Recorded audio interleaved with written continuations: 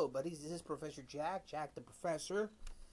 Anyways, this is week 4, lecture 4. This is chapter 7. This is the second part of lecture 4. The first part of lecture 4 was chapter 6, the deviance and crime chapter. And so the second part is on stratification. And stratification is altogether a new theme. Stratification is the precursor of social class. So chapter 7 and chapter 8 are intimately related. Both are pretty much the same theme in discussion, and both are important and instrumental to writing your paper.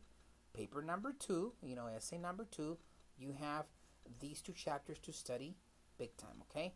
So anyways, let's go ahead and start with this first chapter on stratification. And what is stratification? Well, I have a definition here for stratification. It's the hierarchical arrangement of social classes, caste, and strata within a society. One of the most important characteristics of systems of stratification is their degree of flexibility. We distinguish among such systems based on the extent to which they are open or closed. In an open system, the boundaries between levels in the hierarchies are more flexibly and may be influenced by people's achieved statuses. An open system, it's a system where there is some degree of social mobility. What is social mobility? It's the movement of individuals or groups of people from one level, or let's just say social class, to the next level or social class. Kind of gave you the answer right there, huh? My next question, the answer is given already to you. In which of the 4 systems of stratification would social mobility be easier experienced by the society? Slavery, system, caste, estate, or social class? Kind of the answer is already given to you, right? It's a social class system, of course. Let's discuss this more in depth. Now, see, the 4 systems of stratification are slavery, caste, estate, and social class, right? Now, slavery is an extreme form of stratification in which some people are owned by other people. A caste system is a system of social inequality in which people's status is permanently determined at birth based on their parents' ascribed characteristics. An estate system is medieval Europe's system of stratification edified by 3 major classes of people: the monarchy, the church, and the poor peasants. Is there any type of social mobility there? Unless you marry the king or queen of the given country, or in this case would be the given kingdom, right? Okay. Now, the social class system is a type of stratification based on the ownership and control of resources on the type of work people do for a living. Now, let's go ahead and consider the first 3.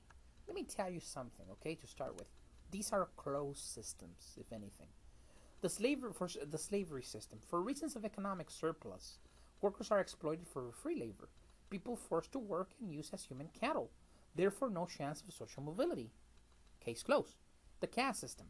The stratification system is said to maintain social control. The same way from generation to generation to generation to generation, and in this way control the means of production without a delineation or change of goods or resources among the society. Case closed. No chance of social mobility there with a hard or difficult form of system that doesn't allow social mobility.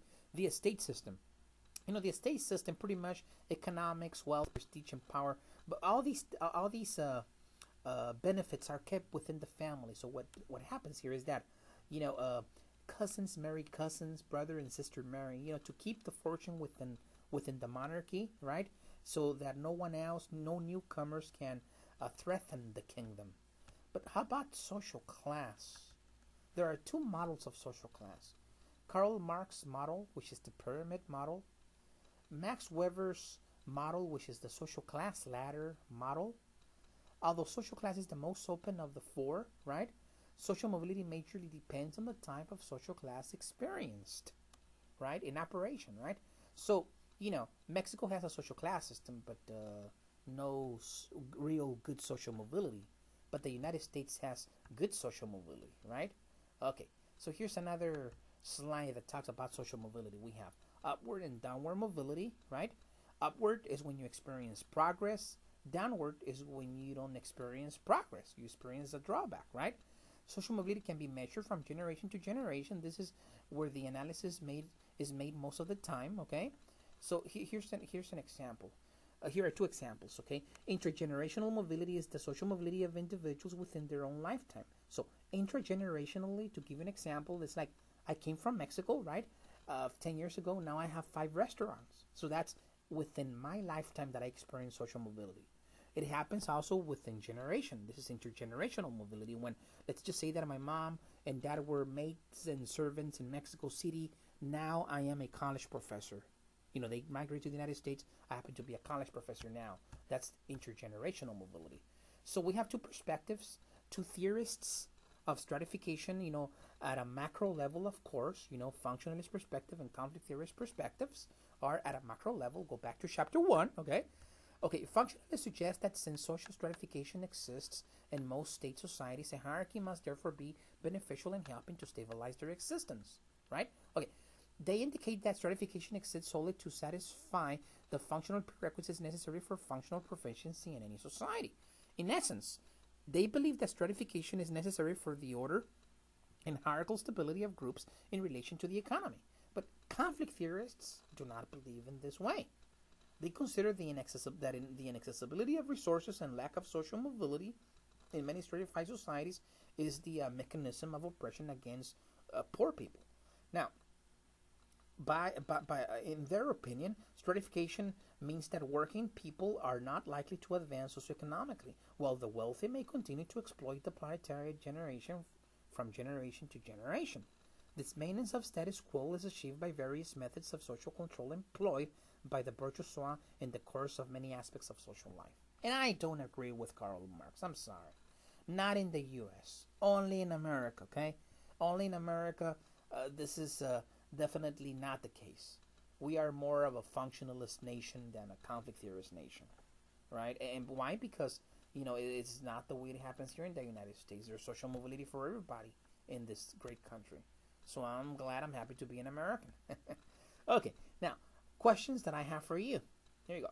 This is not necessarily for the test, but it's for you to go ahead and consider, even before stepping into Chapter 8, these questions will allow you to develop more of an open mind and to properly and better digest the information of this chapter before getting into this hot chapter, which is Chapter 8.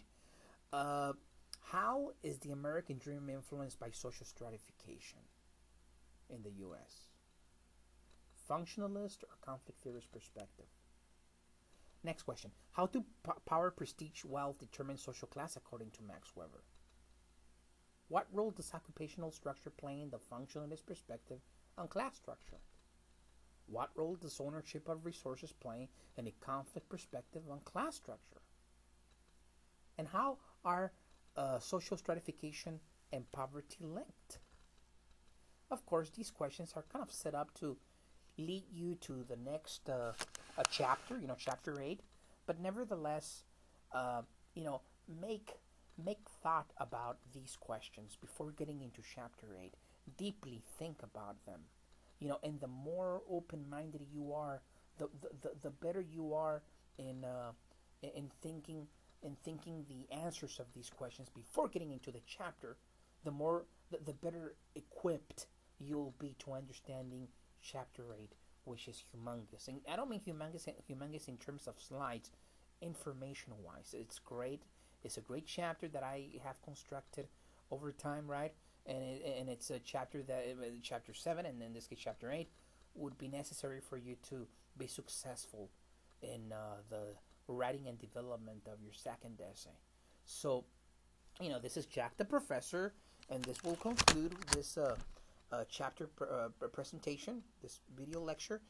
You may actually, if you have any questions, write to me using the post-week thought forum that I have available every week. Give me a call if you want to. You could go ahead and email me, send me a message, okay?